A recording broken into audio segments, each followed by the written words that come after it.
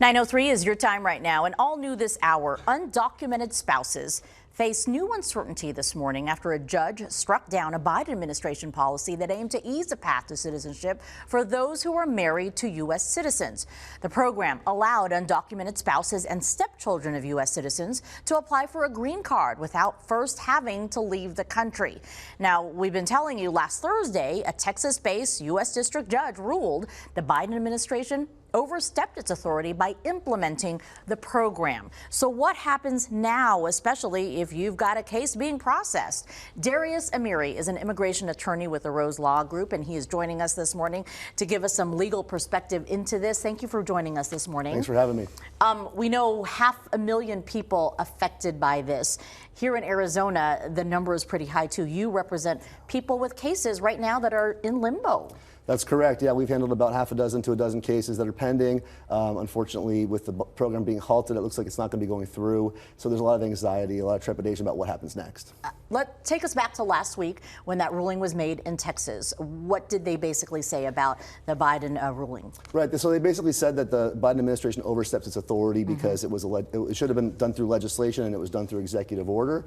So legal perspectives can vary on that. My personal take would be that it was for people that were already here. It had a 10-year presence requirement. It had limitations about having felonies and certain misdemeanors. So to me, it wasn't an incentive for illegal immigration. It was a way to fix a problem for people who are already here who have legal family members. And so now these folks are waiting to find out what happens next with the change and the transition of power when we have a new president and President-elect Trump goes in.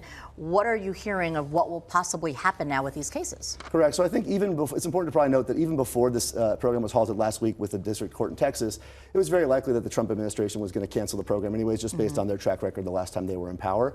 Going forward, I think the fear is what happens next. They've talked about a mass deportation program targeting tens of millions of people, and the people who applied for this program would be among the targets of that program. They're undocumented. Whether they have criminal histories or not, the Trump administration has said that their plan is to remove these undocumented persons. So the fear is, what happens to me and my family with this new administration?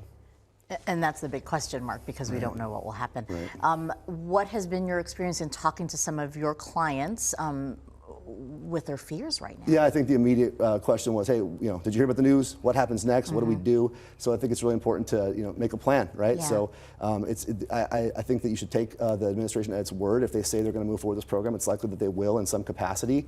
And then what do we do? So is there a way to get a pardon? Is there a way to look for a different recourse? Is there a way to file a different application? But definitely it's important not to just sit around, but to actually make a plan so that you don't find yourself in a tough spot when the administration does change. Because even before that proposal with Biden, it was taking about a decade for a U.S. citizen with an undocumented spouse, right? Correct. To get their green card. So if someone had come here undocumented, married a U.S. citizen, the law was that you had to leave the country and apply for a 10-year pardon.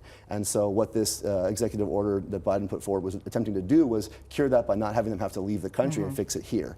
And so now it goes back to the old system, which would be to depart and ask for a waiver. But even if the waiver is granted, it could be a very long time where that person is separated from their family. All right.